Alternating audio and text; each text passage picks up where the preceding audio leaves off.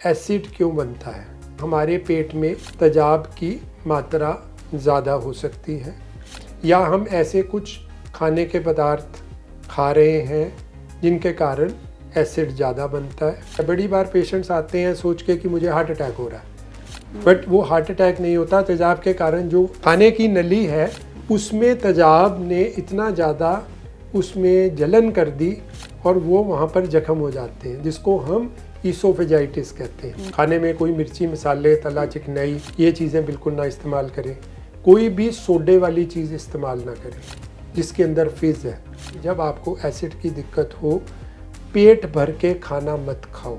जब आपने सोना है, जिन लोगों को ये तकलीफ़ रहती है वो अपने बाईं तरफ सोए। अजवाइन का पानी है वो तेज़ाब को ज़्यादा बनाएगा पर वो गैस को कंट्रोल करेगा। जो सौंफ का पानी है वो नेचुरल एसिड को कंट्रोल करता है। कोई भी प्रोटीन सोर्स भी एक अच्छा न्यूट्रल इन्वायरमेंट दे देती है, क्योंकि एसिड प्रोटीन की डाइजेशन में बड़ा कंज्यूम हो जाता है। सो ये आप बहुत ज़्यादा एसिडिटी से सफ़र कर रहे हैं घर में और कुछ नहीं, आप एग्स खाते हैं तो 2 उबले हुए अंडे खा लें। वेजिटेरियन के अंदर मिल्क आ जाएगा, लस्सी आ जाएगी। ये बहुत ज़्यादा एसिडिटी है, घर में और कुछ नहीं है, तो सिंपल आप आलू उबाल के उसमें कुछ मत डालिए, हल्का सा नमक डाल के और उबले हुए आलू को खा लीजिए। सेहतनामा में आज हम बात करेंगे एसिड रिफ्लक्स पर। बहुत सारे लोगों को ये प्रॉब्लम हो रही है, कुछ भी खाते हैं तो खाना जो है खट्टे डकार आते हैं, खाना बाहर जैसे आता है, जलन होती है। सो एसिड रिफ्लक्स क्यों होता है, कैसे इसे ठीक कर सकते हैं और कब आपको डॉक्टर की सलाह की ज़रूरत होगी, इस पर विस्तार से बात करेंगे आज के एपिसोड में। Senior consultant internal medicine omni clinics Chandigarh से डॉक्टर संदीप छटवाल जी हमारे साथ हैं। उनके साथ हमने बहुत सारे टॉपिक्स पर वीडियोस बनाए हैं, डिस्क्रिप्शन में उनका लिंक दिया हुआ है, वो भी आप देख सकते हैं। ग्लूटेन एलर्जी अगर किसी को है, आप उनके साथ जो हमारा वीडियो है वो देख सकते हैं, आपके लिए बहुत मददगार साबित होगा। सो आज बात एसिड रिफ्लक्स पर। Welcome sir. सो एसिड रिफ्लक्स की प्रॉब्लम्स के साथ आपके पास आ रहे हैं पेशेंट, और आमतौर पे मैं भी देखती हूँ, मेरे साथ बहुत सारे लोग बात कर रहे हैं, अच्छा कुछ भी खाया खट्टे डकार आने शुरू हो जाते हैं, एसिडिटी हो जाती है। सो ऐसा क्या होता है, क्या हम खाते हैं कि खाना जो है वापस आता है? तो सबसे पहले आपको ये अंडरस्टैंड करना है कि खाना क्यों वापस आता है। हमारा जो खाने की नली है जिसको हम फूड पाइप कहते हैं, फूड पाइप और हमारा पेट, इसके बीच में एक वाल्व लगा होता है और ये वाल्व बंद हो जाता है जब हम खाना खा लेते हैं। जो पेट है हमारा, स्टमक जिसको कहते हैं, पेट एक तो हम वैसे ही बात करते हैं, ये सारा पेट पेट नहीं है। पेट सिर्फ है जिसके अंदर फूड पाइप जाती है। वो एक मिक्सर ग्राइंडर का काम करता है। तो खाना जब जाता है ऊपर वाल्व बंद होता है, नीचे वाल्व बंद होता है, अंदर मिक्सी चलती है और वो खाने को 60 से 90 मिनट तक पूरा छोटे छोटे टुकड़ों में ब्रेक डाउन करके उसकी जूस बना देती है। पेट में एसिड होता है और एसिड हमारे खाने में जो फाइबर होता है उसको तोड़ने में काम आता है।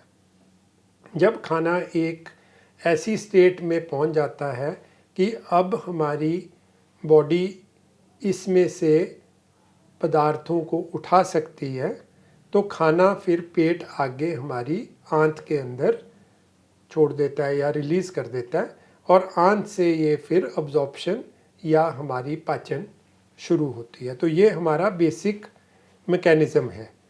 अब एसिड क्यों बनता है या क्या कारण रहते हैं?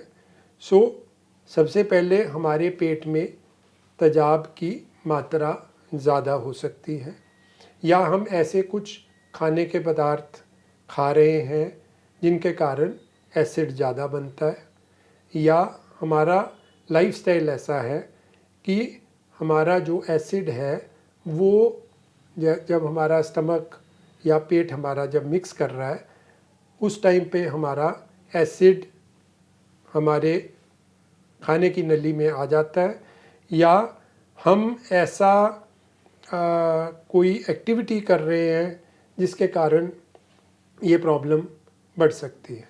तो अब एसिड पहले बताइए, ये एसिड हमेशा हमारे पेट में होता है जो खाना पचाने में मदद करता है। सो ये इस एसिड का होना ज़रूरी है लेकिन सही मात्रा में, जितना मैं समझ पा रही हूँ।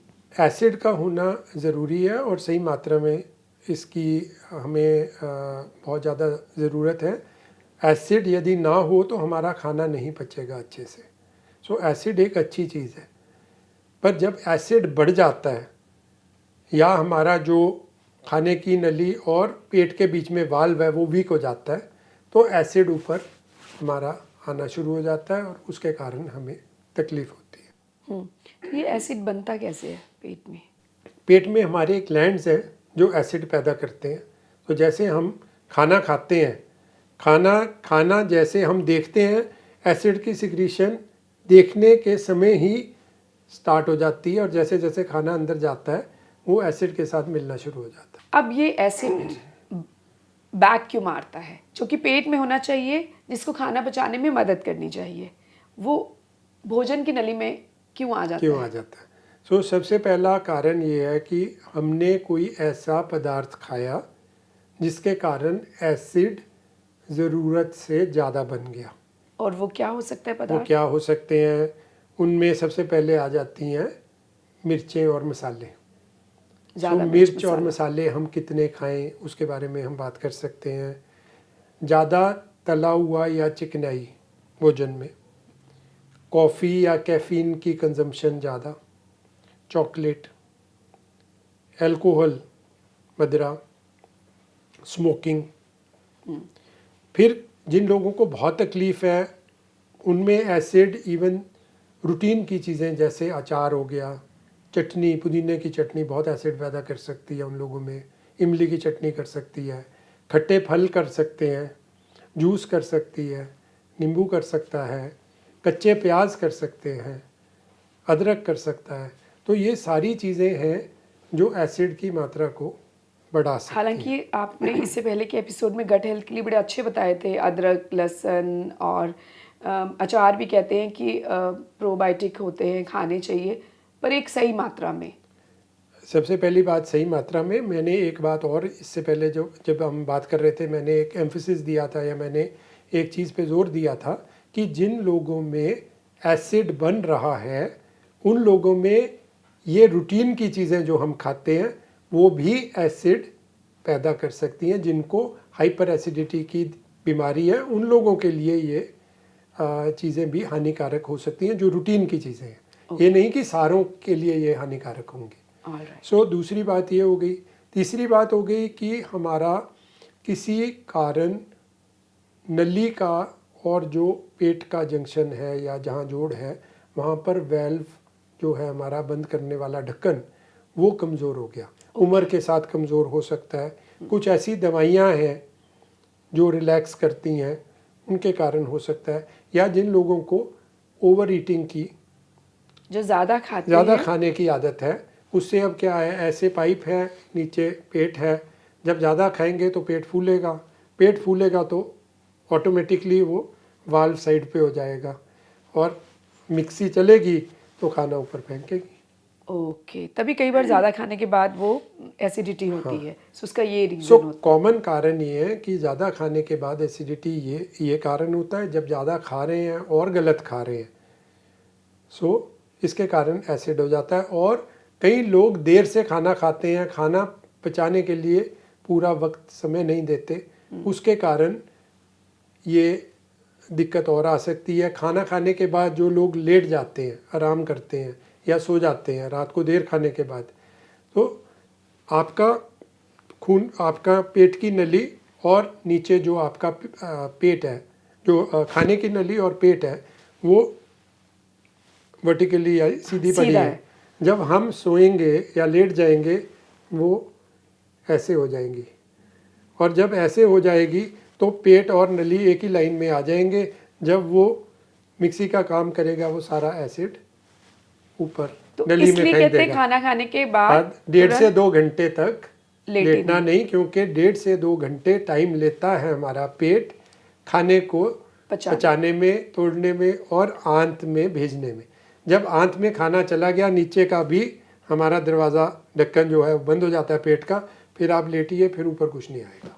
राइट, तो इसीलिए कहते हैं रात का डिनर भी आप सोने से 2 घंटे पहले कर ले, जी क्योंकि 1.5 से 2 घंटे आपको आपका खाना पचने में, ये तो अंदर का मैकेनिज्म है, आपके हाथ में है ही नहीं। जी आपके हाथ में सिर्फ ये है कि आप किस वक्त खाते हैं, सही जी। वक्त खाने का। तो अब एसिड रिफ्लक्स की कौन सी समस्याएं हैं जब जब डॉक्टर को इंटरवीन करने की ज़रूरत पड़ती है? जब लोगों को सिंपल लाइफस्टाइल मेजर्स या खाने का या अपना लाइफस्टाइल करेक्शन के बाद, ठीक करने के बाद इम्प्रूवमेंट ना आए, तो डेफिनेटली डॉक्टर को मिल लेना चाहिए, क्योंकि सारी बीमारियां तेजाब ऊपर आने की नहीं है। अंदर कोई इन्फेक्शन भी हो सकती है, अंदर कोई अल्सर भी हो सकते हैं, अंदर कोई और बीमारी भी हो सकती है। सो डॉक्टर आपके असेस करके देखते हैं, आपको पहले कोई ट्रायल ऑफ ट्रीटमेंट देते हैं या डायरेक्टली आपके सिम्टम्स अकॉर्डिंगली आपको आगे फर्दर टेस्टिंग के लिए भेजते हैं, एंडोस्कोपी करवाते हैं। वो फिर डॉक्टर का अपना रोल उसमें आ जाता है। तो एसिड रिफ्लक्स अब कि कुछ पर्टिकुलर सिम्टम्स हैं, एक तो हुआ कि खट्टे डकार आने, जलन होनी, उसके अलावा? उसके अलावा गला बैठ जाना, अच्छा। ये एक बड़ा इम्पॉर्टेंट सिम्टम है जिसके लिए पेशेंट्स बड़ी बार ईएनटी स्पेशलिस्ट के पास जाते हैं कि मैं सुबह उठता हूँ, मेरा गला बैठा हुआ होता है, या मेरा गला की आवाज़ साफ नहीं है, या उन्हें लगता है कि मेरे गले में कोई थूक फंसी रहती है पूरा दिन, मुझे अपने गले को बार बार क्लियर करना पड़ता है या साफ करना पड़ता है, कफ फंसी हुई है। सो ये एक बड़ा इम्पॉर्टेंट सिम्टम है जो गले की बीमारी के कारण भी हो सकता है और जो ऊपर तेजाब आने के कारण भी हो सकता है। फिर एसिड रिफ्लक्स के और सिम्टम्स में हम जो देखते हैं, जो लोगों को दमा हो रहा है और वो दमा ठीक नहीं हो रहा, तो उसमें हमें ये एक इम्पॉर्टेंट डिफरेंशियल हमारा रहता है कि क्या इसको तेजाब ज़्यादा तो नहीं बन रहा या रिफ्लक्स तो नहीं हो रहा। जैसे ये एसिड ऊपर आता है तो वो रिएक्टिविटी पैदा करता है और उसके कारण हमारे सांस की नलियों में कफ ज़्यादा बननी शुरू हो जाती है। सो ये दूसरा एक प्रेजेंटेशन है। तीसरी प्रेजेंटेशन है कि जब एसिड ऊपर आता है रात के समय, जब हम सोए होते हैं, तो हमारी जो नींद है उसमें माइक्रो डिस्टर्बेंसेस, छोटी छोटी डिस्टर्बेंसेस आ जाती हैं। तो बड़ी बार हमारे पास पेशेंट्स आते हैं कि डॉक्टर साहब हमारी नींद पूरी नहीं हो रही, या हम सुबह उठते हैं तो हमें फ्रेश फीलिंग नहीं आती। ये भी एक एसिड रिफ्लक्स की ही प्रेजेंटेशन है। सो लोगों को खांसी हो सकती है, दमे की जैसे तकलीफ हो सकती है, तेजाब हो सकता है, पेट में दर्द हो सकती है, छाती में दर्द हो सकती है। बड़ी बार पेशेंट्स आते हैं सोच के कि मुझे हार्ट अटैक हो रहा है, बट वो हार्ट अटैक नहीं होता। तेजाब के कारण जो खाने की नली है उसमें तेजाब ने इतना ज़्यादा उसमें जलन कर दी और वो वहाँ पर जख्म हो जाते हैं, जिसको हम ईसोफेजाइटिस कहते हैं। वो बिल्कुल एक हार्ट की प्रॉब्लम की तरह पेशेंट पेन होता है। हाँ, पेन के साथ। फिर पेशेंट ऐसे भी सिम्टम्स के साथ आते हैं कि हम खाना खाते हैं तो खाना अटकता है या लगता है हमें यहाँ पर, तो वो भी क्रॉनिक जब एक एसिड रिफ्लक्स है और जिससे हमारे खाने की नली में अल्सर हो जाए, उसके कारण हो सकता है। ये चीज़ आपने एक अंडरस्टैंड करनी है कि पेट में जहाँ पर एसिड पैदा हो रहा है उसकी जो कवर है, लाइनिंग है उसकी, जो वो हमें नेचर ने या भगवान ने अलग दी हुई है, वो लाइनिंग एसिड से डिस्टर्ब नहीं होती। पर जो हमारे खाने की नली है उसकी लाइनिंग अलग है, उसमें थोड़ा सा भी तेजाब जाएगा तो वो जल जाएगी। ओके। सो इसीलिए जलन आ जाती है। अच्छा, कभी ऐसा भी होता है जिन लोगों का खाना पीना सब कुछ सही है उसके बाद भी उनको एसिड रिफ्लक्स हो रहा है?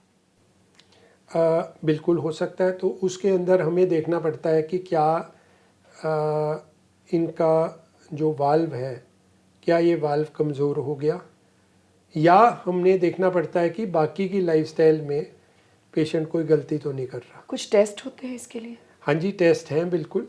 सो एसिड के लिए हमें कुछ टेस्ट करने पड़ते हैं जिसमें हम इन्वेजिव टेस्ट करते हैं। तो जैसे एंडोस्कोपी होती है, एक पाइप डाल के हम फूड पाइप के अंदर एसिड का लेवल मेजर कर सकते हैं रात में, तो उससे हमें पता लग जाता है कि कितना अंदर पीएच हम चेक करते हैं, एसिड लेवल चेक करते हैं, उससे पता लग जाता है। और फिर कुछ बीमारियां हैं जिसके लिए हम स्क्रीन कर सकते हैं, जैसे एक बैक्टीरिया है जो हमारे पेट में बहुत ज़्यादा एसिडिटी कर सकता है, उसके लिए हम टेस्टिंग कर सकते हैं, एंडोस्कोपी हो सकती है। वो उस स्टेज पे आती है जब सारी चीज़ों में हमें कोई रिलीफ ना मिल रहा हो, इन्वेजिव टेस्ट हम उसके बाद ही करना चाहेंगे। राइट। तो अब एसिड रिफ्लेक्स की प्रॉब्लम किसी को हो रही है, वो घर पर क्या इलाज कर सकता है? सबसे पहले तो खाना ब्लेंड कर दो, खाने में कोई मिर्ची मसाले तला चिकनाई ये चीज़ें बिल्कुल ना इस्तेमाल करें। कोई भी सोडे वाली चीज़ इस्तेमाल ना करें जिसके अंदर फिज़ है। अच्छा, कई बार लोग इनो पीते हैं। इनो भी पीते हैं, और कई बार लोग नींबू पानी में कुछ डाल के, सोडा डाल के या वो भी बिल्कुल पी भी लेते नहीं। हैं कि भाई गैस बन रही है तो वो चली जाएगी, या कोई कोल्ड ड्रिंक पी लेते हैं, लिम्का या कोई क्या? भी। ये गलत है, एसिड रिफ्लक्स के लिए गलत है। बिकॉज क्या होगा कि जब गैस अंदर जाएगी तो गैस रिलीज होगी, गैस रिलीज होगी तो वो ऊपर का ढक्कन दोबारा से खुलेगा और उसके साथ फिर एसिड भी ऊपर आएगा और गैस भी ऊपर आएगी। सो वो मोमेंटरली पेशेंट को लगता है कि मैं बेटर हो हाँ, गया, क्योंकि डकार आने शुरू हो जाते हैं, उनको लगता है गैस निकल गई। डकार क्यों आते हैं? डकार आपके पेट से गैस नहीं निकल रही, आपने जो लिम्का पिया उसमें कार्बोनेटेड कार्बन डाइऑक्साइड उसमें भरी हुई है। जब भी कोई चीज़ हम खाते हैं तो एक गोल्डन रूल है, सॉलिड ने नीचे बैठना है, लिक्विड ने उसके ऊपर बैठना है और गैस ने सबसे ऊपर आ जाना है। तो जब आप लिम्का पिएंगे जो लिक्विड पार्ट है वो नीचे बैठेगा, कार्बन डाइऑक्साइड राइज अप करेगी, सबसे ऊपर कार्बन डाइऑक्साइड पहुंच जाएगी और वही कार्बन डाइऑक्साइड जो आपने पी हुई है वही 2-4 बार डकार मार के आपको लगेगा कि मैंने बहुत अच्छा कर लिया। हाँ, रिलीफ मिल गया। हाँ, ओके। बट ऐसा नहीं होता। 1-1.5-2 घंटे के बाद वो एसिड की दोबारा से मात्रा बढ़नी शुरू हो जाती है। सो एरेटेड ड्रिंक्स बिल्कुल नहीं लेनी, अचार चटनी बिल्कुल नहीं लेने, कच्चे प्याज कच्चे टमाटर, कॉफ़ी, बहुत ज़्यादा कड़ी हुई चाय अच्छा। जिसके अंदर हम चाय में मसाले डालते हैं। चाय का स्वाद ही नहीं आता, दूध भी खूब डाला, पत्ती भी खूब डाली, उसको कढ़ा के चाय नहीं, पीनी, उससे मतलब एसिड रिफ्लेक्स होता है। नहीं हो सकता है जे किसी ਨੂੰ प्रॉब्लम है, हाँ, फिर तो इन्हें अवॉइड करो ना। ओके। बट ये नहीं है तो पियो, कोई प्रॉब्लम नहीं। अच्छा, अगर एसिड रिफ्लेक्स की प्रॉब्लम है तो कड़ी हुई चाय भी फिर ना कड़ी हुई पिए। चाय नहीं, फिर चाय आपने पानी को उबालना है, पानी को उतार लेना है, उसके अंदर पत्ती या टी बैग जो भी आप इस्तेमाल कर रहे हैं उसको डाल के उसको वहाँ पर ब्रू करें और फिर उसको छन के उसमें दूध अलग डालें, सेपरेट टी जिसको कहते हैं वो बनाएं, या फिर कोई लाइट टी जैसे कोई ग्रीन टी जो आप पी सकते हैं वो पिए। और फिर हमें कैफ़ीन, चॉकलेट, कॉफ़ी इन चीज़ों से हमें परहेज़ रखना है, जूसेस से परहेज़ रखना है, खट्टे फलों से जैसे संतरा हो गया, इस सारी फैमिली संतरा, माल्टा, कीनू, पाइनएप्पल, कीवी, ये फल, ग्रेप्स, अंगूर, ये सारे भी एसिड की मात्रा को बढ़ा सकते हैं। पर सबसे इम्पॉर्टेंट बात यह है कि जब आपको एसिड की दिक्कत हो, पेट भर के खाना मत खाओ। खाना कभी भी अपनी आधी कैपेसिटी से ज़्यादा मत खाओ, दिन में भला 5 बार खा लो। बजाय एक बार ज़्यादा खाने के आप 3 से 4 बार छोटे छोटे मील ले लीजिए जी, उसका क्या फ़ायदा होता है? उसका ये फ़ायदा है कि एक बार आप पेट भर के खाना खाएंगे तो पेट की कैपेसिटी से ज़्यादा खाएंगे तो एसिडिटी होगी तो ऊपर तेजाब आएगा।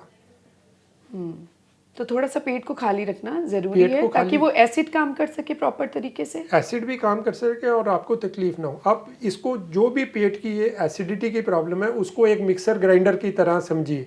जे आप मिक्सर ग्राइंडर को बिल्कुल ऊपर ढक्कन तक भर देंगे और उसको आप चलाएंगे, जे आपने ऊपर हाथ नहीं रखा तो वो ऊपर से ढक्कन उड़ के आपकी किचन की छत पे जाएगा।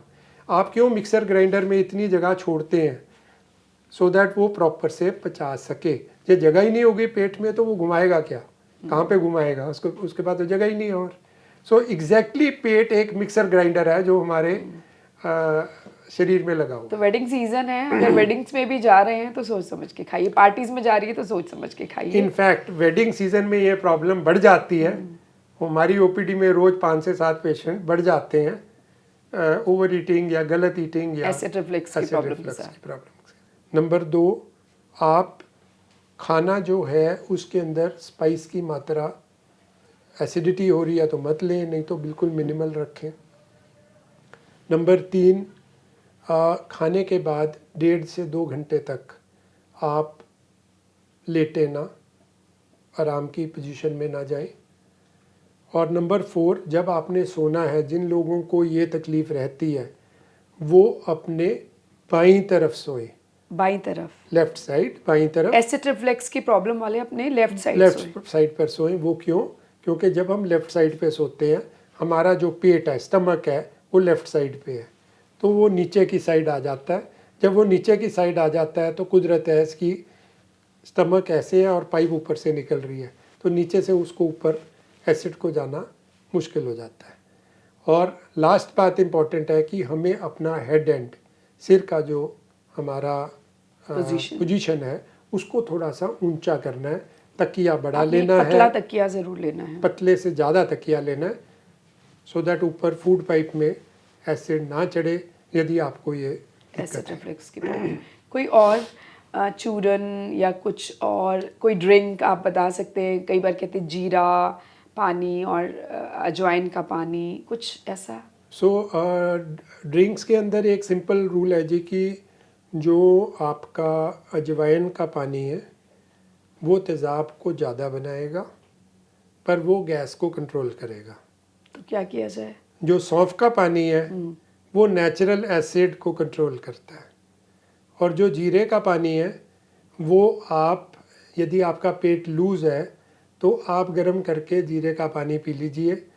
ये सिंपल प्रॉब्लम है तो इससे सॉर्ट आउट हो जाती है। सो तीनों चीज़ें किसी स्पेसिफिक चीज़ के लिए बेटर हैं। सौंफ का पानी सिर्फ एसिड के लिए है, अजवाइन का पानी एसिड को ख़राब करेगा। तो सो सौंफ का नेचुरल पानी लिया चीज़ों जा में, सकता नेचुरल चीज़ों में आप थोड़ा ठंडा दूध पी सकते हैं, ठंडी लस्सी पी सकते हैं, ऐसी चीज़ कोई पी सकते हैं। ओके। और एप्पल खा सकते हैं, दही, दही भी खा सकते हैं, एप्पल खा सकते हैं। आप ये अपने जो चिया सीड्स होते हैं भिगो के, उनको भिगो के उनका गुदा बन जाता है, या गोंद कतीरा, ऐसी चीज़ें आप यूज़ कर सकते हैं नेचुरली। ये एसिड को न्यूट्रलाइज करती हैं। ये बहुत ज़्यादा एसिडिटी है, घर में और कुछ नहीं है, तो सिंपल आप आलू उबाल के उसमें कुछ मत डालिए, हल्का सा नमक डाल के, और उबले हुए आलू को खा लीजिए। अच्छा, वो भी न्यूट्रलाइज कर देगा। Very nice. यदि आप एग्स खाते हैं तो कोई भी प्रोटीन सोर्स भी एक अच्छा न्यूट्रल इन्वायरमेंट दे देती है, क्योंकि एसिड प्रोटीन की डाइजेशन में बड़ा कंज्यूम हो जाता है।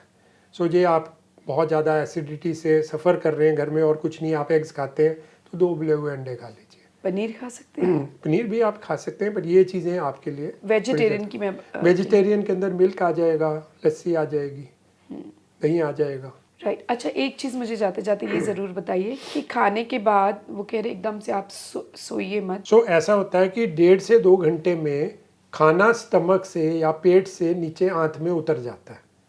अब हमारा पेट खाली हो गया, ठीक है। जब पेट खाली हो गया तो जैसे आपने घर में एक मिक्सर ग्राइंडर यूज़ किया, आपने आधा घंटा पौना घंटा में मसाले सारे पीस लिए, आपने जब निकाल लिया, मिक्सर ग्राइंडर खाली हो गया, अब उसका कोई और काम नहीं है, अब पेट सो जाता है, अब उसको कोई काम नहीं है, अब काम आगे आंत का शुरू हो जाता है।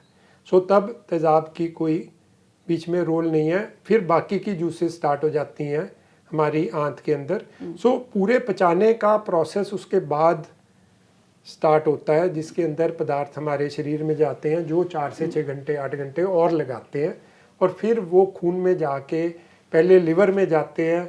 लिवर में हमारी सबसे मेजर फैक्ट्री है, जहाँ पे खाना प्रोसेस होके फिर दोबारा से उसको छोटे टुकड़ों में अमाइनो एसिड्स और ये चीज़ें बन के और फिर वो आगे निकलना।